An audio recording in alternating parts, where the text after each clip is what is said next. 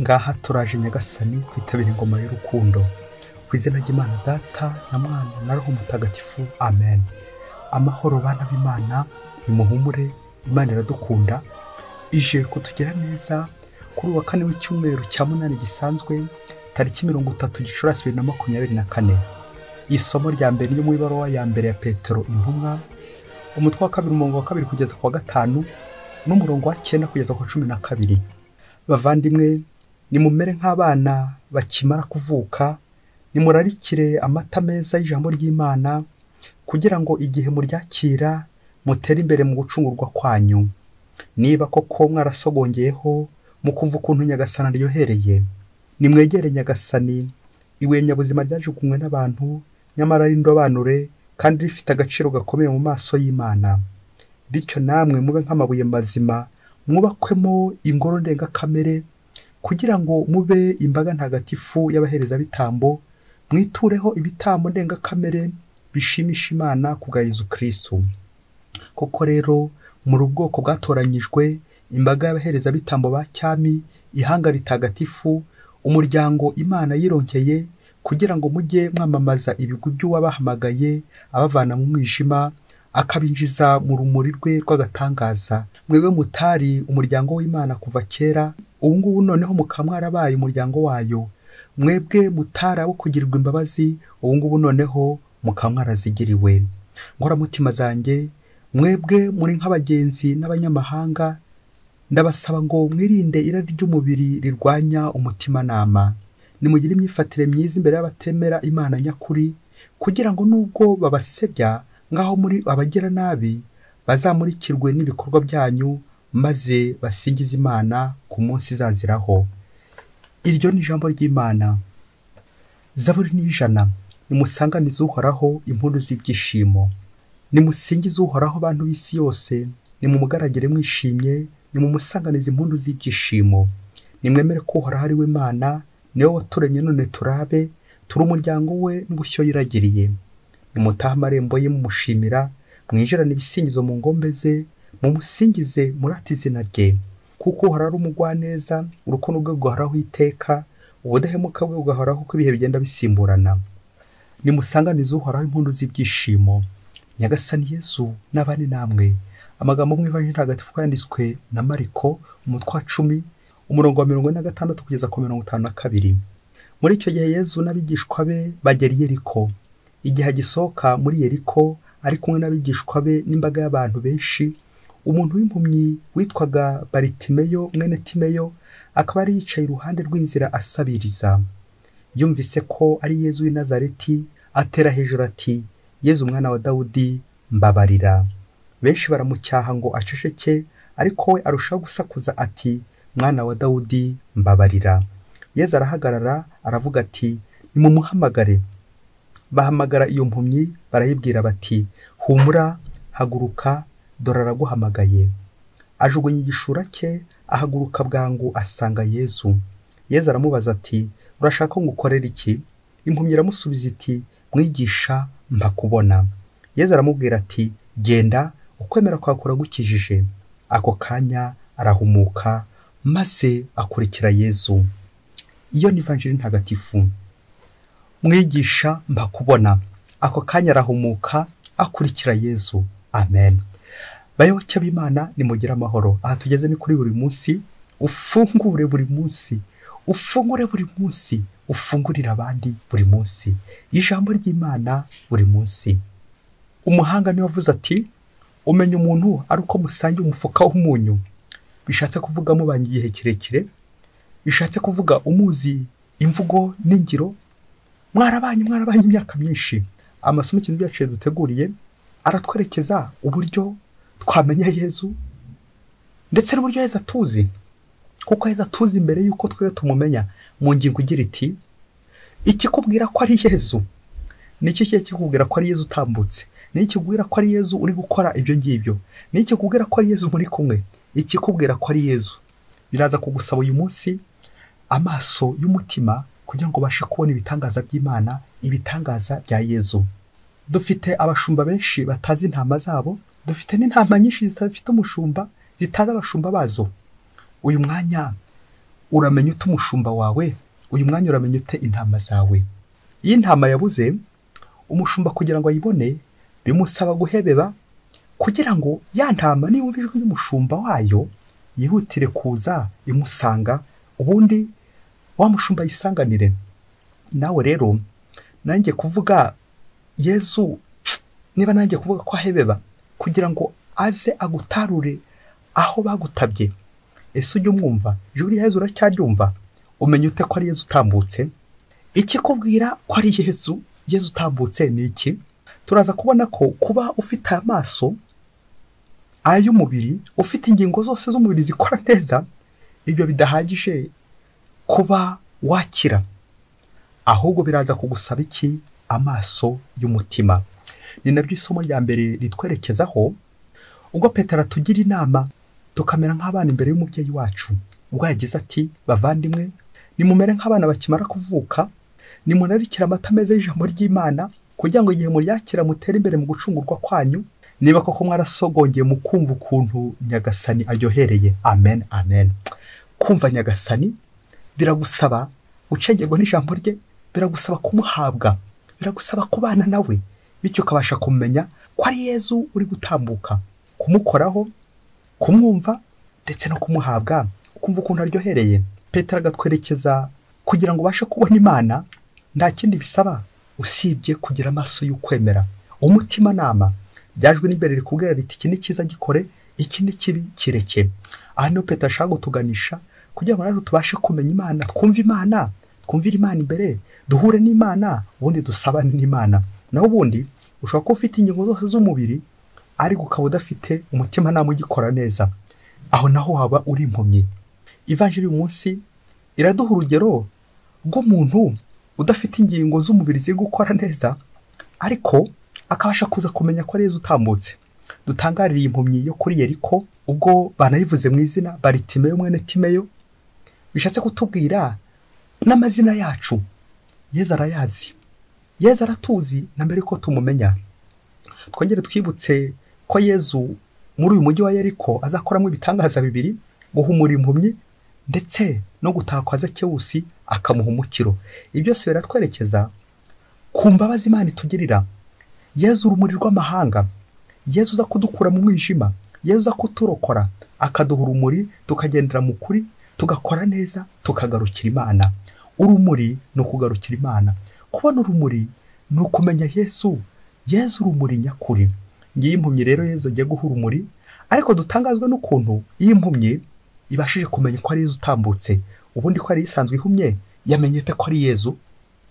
Umuntu agira imyanya 5 y'ibyumviro: amatwi amufasha kumva, amazuru amufasha guhumurirwa, ururimi rumufasha kumva impumuro y'ibiryo y'ibinyobwa, amaso amufasha kubona, uruhu rumufasha kumva umukozeho. Iyo myanya ko ari 5 hiyongeraho undi mwanya, undi mwanya wo kwemera, amaso y'ukwemera, umutima nama. Byajwe n'imbere rikubwira riti, iki ni cyiza gikora, iki ni kibi kireke. Ni impurira n'Imana, intuition, kumenya kare ibigiye kuba, kumenya kare ibiri kuba, kumenya ibiri kuba. Ni iki rero iyi mpumyi irushije abantu bose bandi bari bakurikiye Yesu. Twatangazwa nuko yabashije kumenya Yesu, nuko ifite amaso y'ukwemera, kwemera Yesu Kristo, amaso y'umutima. Nuko reka abazi Yesu ugiye gutambuka. Kubera iki? Ntabwo ari uko yamubonye n'amaso y'umubiri, ahubwo umutima nama ukamwerekeza kuri Yesu. Twongere dutangazwe n'ukuntu bacecekesheje iyi impumyi, ariko kubera ko yamenye Yesu ko ari utambuka, aratabaza kugira ngo Yesu amutabare. Yamenye ko ari Yesu utambutse, niyo mpamvu bangaba bataza kumucecekesha. Hari ibintu bibiri igiye guhura n'ibibazo bibiri, obstacle, ibiyizitira. Hari inzitizi ndetse n'imbogamizi. Bavuga inzitizi igihe hari ibintu by'inyuma bishobora gukubuza kugera ku kintu, twavuga nk'iki kivunge, abari kumucecekesha, izo ni inzitizi. Hari nanone icyo bita imbogamizi, bishobora kukubuza kugera ku kintu, ku ntego yawe. Imbogamizi ni ibiri imbere yawe, imbogamizi ni ibiri muri wowe, nabyo bishobora kukubuza kugera ku ntego. Turabona rero ko ikivunge nk'inzitizi arakirenga, bityo akomeza atabaze Yezu kugira ngo Yezu azamutabare, ariko araba asigaranye icyo bita imbogamizi, nabwo nagikuramo arabasha kubona Yezu, ubundi yisanzure na Yezu. Imbogamizi rero afite ni iki gishura. Iki gishura arakiyambuye, igishura kirerekeza ku byaha nk'imbogamizi yatubuza kubona Yezu. Ibintu byose, bya bindi bya karande, bya bindi byose tuba twambaye, bya bindi byose nk'umwanda tuba twambariyeho, bigatubuza kubona Yezu. Uwo ni umwanda. Rero izo za karande zose tumaze kuzikura, ya mico yacu, za ngeso mbi zacu, nuko rero turabona tukabona Yezu. Twamara kubona Yezu, Yezu akatugira neza. Baritimeyo nyuma yo kurengera ikivunge cyane cyo mucecekesha kimubuza kubona Yezu, nyuma yo kwikuraho n'izi mbogamizi, ibi byaha, iki gishura amaze kwiyambura, noneho Yezu bagiye guhura. Nuko Yezu aramubaza ati ngukorera iki? Mwigisha mbakubona. Amen, amen, amen. Nuko Yezu aramubwira ati ukwemera kwakora wikije. Ako kanya ngo ahita abona, ubundi agira gute? Aramukurikira. Bayoboke b'Imana, Yezu Kristo akuzwe. Nguko uko natwe mu buzima bwacu dushobora kugira abantu batuzitira, gusanga Yezu abaduca intege, za skandale, ibigusha, ariko wose ntacyo bivuze. Ntibikaguca intege. Ibyo ni nk'uburwayi, ibibazo by'isi, ugutotezwa, n'ibindi byose bishobora gutubangamira mu gushakashaka Imana. Icyo gihe nawe ujye ubirenga, ukomeze utabaze Yezu. Ikibabaje kiremereye ni twebwe, wa mutima nama wazibye. Hano tudashobora guhura n'Imana. Kuri njyewe ngomba kwireba nkanjye ibyaha byanjye kugira ngo mbashe kurangamira Yezu, maze Yezu ankize ku neza n'urukundo bye. Mubyeyi, nta nzitizi ufite ugira inzitwazo zigakuzitira gusanga Yezu, zikuremo, komera shikama. Nta mbogamizi ufite, ibyaha bikubuza kubona Yezu, umutima nama wawe uracyakora neza, cyangwa wasanga nawe ukiri mu mwijima, ukiri muri Yeriko. Gumana na Yezu, bwira Yezu uti mwigisha nanjye makubona, urandure za ngeso mbi, urandure bwa bucakara, ukuremo cya gishura witwikiriye nkaho uri guhingira ku rwiri, bya bintu byose witwikira iby'ijoro, nuko ugatangira ugakora nabi, maze nawe ureke Yezu aguhe kubona. Ikindi twazirikana kuri impumyi na Yezu, bagiranye ikiganiro. Iki kiganiro rero kiraza gutuma bamenyana, amenya ati uyu ni Yezu, uyu ni Yezu, birangire kuko mukoreye igitangaza. Kumenya ko ari Yezu utambutse. Ikibazo dufite muri nosi nuko ushaka kuba ufite amaso yo mbabona, ingingo z'umubiri zikora neza, ariko utabona Yezu, udahura na Yezu. Ushobora kuba warize Yezu wo mu bitabo, baramukubwiye, ukiga iyigamana za teolojiya zihambaye, ariko utarahura na Yezu w'umwihariko ngo muganire, naho ngaho uracyahumye. Yamvuga igira iti science sans conscience n'est que ruine de l'âme. Ushobora kuba uzi ubwenge, ushobora kuba uri umuhanga, ufite diplome nyinshi cyane, impamyabushobozi z'ikirenga, impamyabumenyi z'ikirenga, ariko niba nta experience ufitanye na Yezu, aho nawe uracyahumye, aho nawe uri kuri ariko imikorere ya Yezu yimenya ute? Hari uko mwahuye experience, umubano wawe umwihariko hamwe na Yezu, nka Baritimeyo mwene Timeyo. Ntibizagutungura no kubona intama zitazi abashumba babo, abashumba batazi intama zabo. Ntuzatungura no kubona ababyeyi batazi abana babo. Kubera iki? Barabihunza. Umwana yagiye kure umubyeyi we, umubyeyi ajya kure y'umwana we, biza kurangira bataziranye. Nibwo uzasanga hatangiye kuza amakimbirane hagati yabo, kuko nyine bataziranye. Ishusho ya Yezu yazinye mu rugo rwabo, umwijima waje mu rugo rwabo, gushwana, intonganya, amakimbirane n'andi matiku yose ntago bari kubona. Bafite amaso barakanuye ariko ntibari kubona. Ngo umunsi umwe hirya kure cyane muri Afurika, ngo mu rugo rumwe ngo bari bakize cyane, bakize ibyo gukira, bafite inganda zikomeye, inganda zibahereza amafaranga menshi. Nuko igihe kimwe kiza kugera, umwana wo muri uru rugo ngo bishoboke ko yari afite nk'imyaka 9, ngo aza kurwara. Ararwara, baramuvuza ariko yanga gukira. Bamujyana mu bitaro bikomeye cyane. Nuko amugije mu bitaro bikomeye, umubyeyi we yamukoraho, yajya kumurwaza, umwana akarusha kuremba.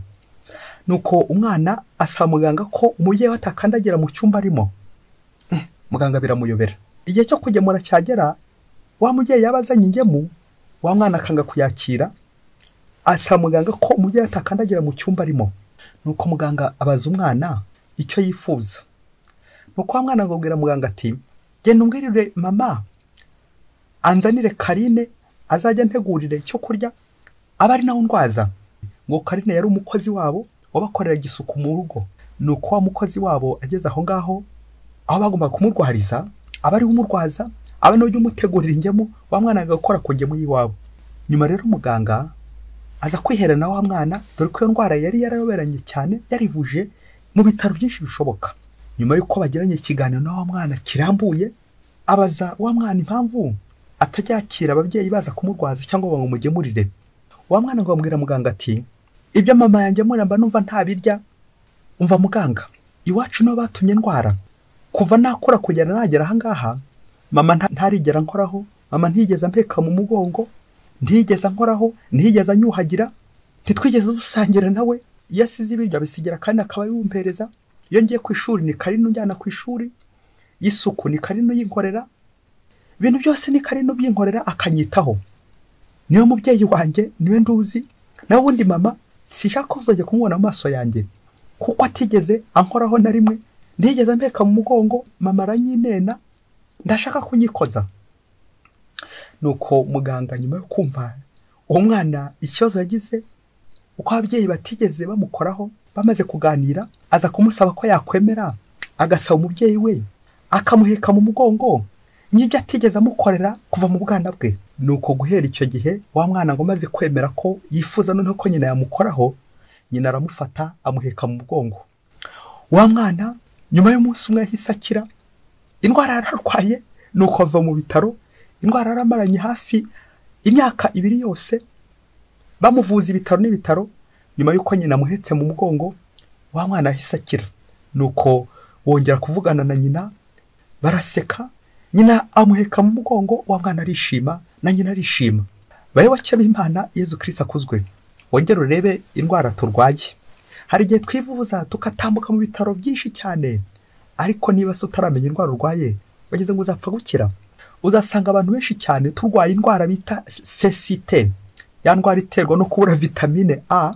Ya vitamine A uyu yibuze biza n'ubuhumyi.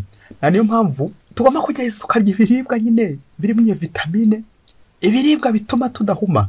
Ngiye cyazo dufite no kwisi, ubwo cyensho uzajya usanga ababyeyi batakita ku bana babo, ababyeyi bagasigira abakozi abana, bikaza kurangira umwana amenyeranye nawe umukozi, niwe yamenye nyine ko ari umubyeyi we. We rero wamukoraho ukamera nk'uri kumubaba. Kubera iki? Ntabwo nyine akuzi, ntabwo yakumenyereye, uramwihunza, wagiye kure ye, ntabwo umuvugisha, ntabwo muganira n'abana bawe, nta kiganiro ujyana n'umwana we. Azakumenya ate niyo mutaganira? Bizarangira hatambutse umwijima, hagati yanyu nyine hajeho ubuhumyi. Kubera iki? Ntabwo muganira, ntabwo musabana, uramutererana, ntiwigeze umukoraho, nta affection uhereza umwana. None umwana ntabwo akuzi, none indwara zibasiye umwana. Kubera iki? Ababyeyi batita ku bana babo. Ikikubwira ko ari Yezu utambutse, ikikubwira ko ari umubyeyi wawe utambutse, ikikubwira ko ari umwana utambutse, ikikubwira ko ari intama yawe itambutse, ikikubwira ko ari umushumba utambutse, nta kindi ni ukuva impumuro ye ukamumenya, ukabasha kumumenya, kumutandukanya n'abandi. Mutagatifu Agustina wavuze ati, umushumba ahumura impumuro y'intama. Naho umubyeyi niba bushinzwe korera ubihunza, ntushake guhumura impumuro yabo, nta bushumba bwawe ntibazakumenya. Bizarangira uri kubatera indwara, bizarangira uri kubiyicira, uri kubaroga, kubera ko wanze kubakoraho. Kwine n'abandi bituma abandi barwara, guha abandi akato bituma abandi barwara.